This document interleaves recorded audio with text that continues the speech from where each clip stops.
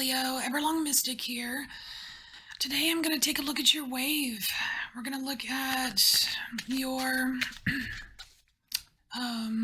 what's the word? Oh, like the surf line. And we're going to look at the crest, the trough, and the wavelength. And Leo, the random surfing lingo term that I got for you was bailing. And it's kind of interesting because, normally when we think of bailing, like, oh man, so and so bailed on me, like totally like leaving someone stranded or in the dust or whatever. But when it comes to waves and surfing, bailing is actually very, very smart. It is something that you do to avoid some trouble. Like you see trouble ahead and you bail. Like you get out of the way. You leave the situation. It's much more intelligent. It's not just like you're not being flaky is what I'm trying to say. So, Leo, you know when to bail and when to stay.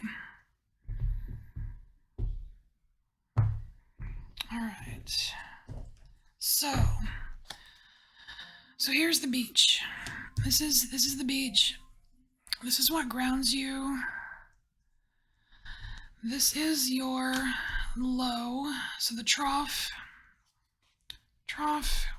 crest, future potential trough, future potential crest, and then wavelength. All right. So what's the beach for you? What grounds you? What's your surf line about? Ooh, participation. Okay, well that makes sense. It's like you're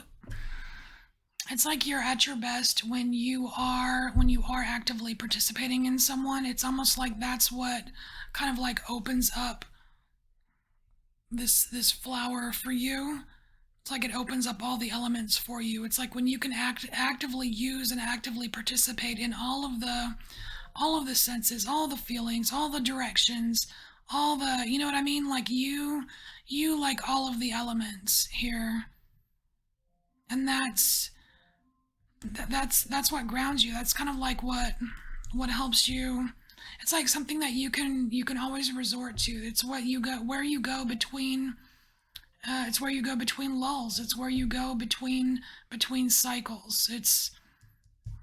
This is kind of like your home base here, is this whole participating with all of the elements, And you're low. Okay, so this is going to be the low. This is like the most recent wave. So it could either have just happened or something you're in right now. And the low is we got the change. We got the change here, Leo. So, yeah, change is difficult. So, whatever this low is for you, it does involve some kind of change. And just because this looks so much like the wheel, it feels like it's something like there is. And look, there's like all this like universe, sparkles and stuff around it. It's like this was meant to happen. Whatever this change is for you. And look, again, you've got like you've got the four elements right here in this wheel. It's like this it's a part of you. It's a part of you, because that's like, this is when you're at your, this is what maintains you right here. There and there's expansion. It's like you've got this balanced center, right? And you've got this triangulation going on, and you've got all the elements present, and you're being asked to expand outside of your comfort zone, because this is your comfort zone, right? And this is in the center of this wheel right here. So I can see that being like feeling like a low because it's difficult. It's hard because you want to stay where, it's so much easier to stay where you're comfortable. Like, duh, right? But whatever this change is, Leo, it's a change that's going to have a massive effect. Because you see, you've got all, it's like an effect on the collective. Because I don't know if you can see in the card, but on every other petal here, it's like all the signs. I don't know if you can see, there's a symbol for all the signs. And for me, that's like that's got to be the collective, you know. It's like you are expanding for the collective, and it's massive, and it's probably painful, which is why it's showing up in the low section. All right, so let's look at the high. Let's look at the high here. Bootyful. Look at that. You have consciousness. Leo. Oh my gosh, I'm getting goosebumps. Leo. And it's weird because it's like I'm not getting like I'm not getting anything like illusory or like because like there's that one, what is it, the mystical shaman card where it has the Buddha, but it's like this illusion card of illusions or whatever. But like this is real. This is tapping into something real and just completely intelligent, Leo. It's real and intelligent, although invisible, but it's crazy. It's like I almost feel like I'm not supposed to talk about it. So I'm just gonna leave it there. But it's definitely a high. It's definitely a high point. This is massive. I don't know what kind of massive change you're going through, but this is like a major point in your life, right here. This wave. This wave is a major important thing. All right. So future. So let's look at a future potential low for you, Leo. Future potential low, and we have new vision. And what I'm getting from this is you trying too hard. I feel like whatever this high is here, it's going to be a lot higher than you're used to. And I think that your next there's going to be a period of time, some kind of lull where you're just kind of in participation mode, but then you're gonna try to recreate it. You're gonna try to recreate it, and you're not supposed to.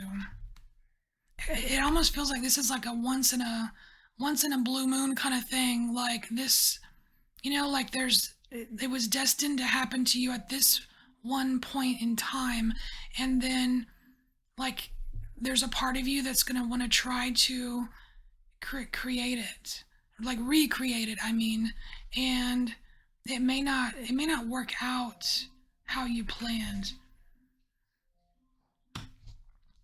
But and remember, this is just energy that's present. It doesn't mean this is your future. It just means it's like the ingredients are there. You know what I mean? But you're the chef, right? And then we have a future potential high. I kind of like this playfulness. So this is Leo. This is just you having fun with your magic. This is you having fun with your magic, and it has all of these, like all of these fun sparkles that are, it's like you're using your magic. Your magic is present during your lows. Look at this. Your magic is present during your lows. There's sparkles around this card. There's universe sparkles, cosmos, whatever around this card. Even in your lows, you have this magic. And look, even this in this consciousness card, there's still these sparkles. And what's funny is like this in this one, the sparkles aren't around you. It's like they're bubbling out from within you. And it's so cool, so cool.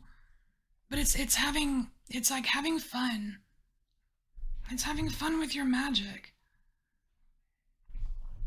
All right. So let's look at your wavelength. So the wavelength is a distance between crests, or the distance between troughs. So we're just going to see if we can get some kind of indicator of like when the cycles happen.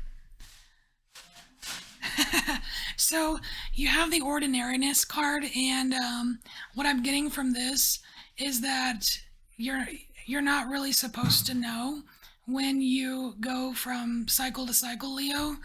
Like, 'cause some signs, like it seems like it's like a regular thing where it's very consistent, a consistent wave. I don't think your waves are consistent, Leo, because they kind of just hit you like when you're doing your regular stuff. You know what I mean? Like you could be washing the dishes or you could be, weed eating the yard or something, and then all of a sudden, boom, it's time. It's time to jump on the wave. You know what I mean? And what's really cool is that that's where this bailing comes from, because it's like, you know, like because that bailing came out, it's like when it's time to jump on your wave or not, because you have like this access, you have this expansion to the collective, so you can probably sense other people's waves. And it's like, you, with that discernment and that intelligence, you know which wave is yours, so you can bail on other people's waves because you don't need to ride that wave. It's not yours. That's really what I'm getting from that there. So let's get you an oracle card for just advice with the lows here, because we have a couple different scenarios. It's like trying to recreate some magic that's already happened, and then we have just the major, like the uncomfortability of a major change. So let's just see if we can get some advice for you. What does Leo need to know about their lows? What does Leo need to know about their lows?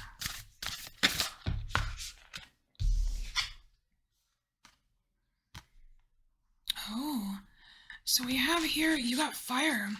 It's card 37, which is a 10. Oh, and that's interesting because the change card is also a 10. Huh. Desire. Yeah, and I can see how desire is what trips you up here. But I'm curious about how the fire plays into this. 37. We need some kind of wisdom nugget for Leo.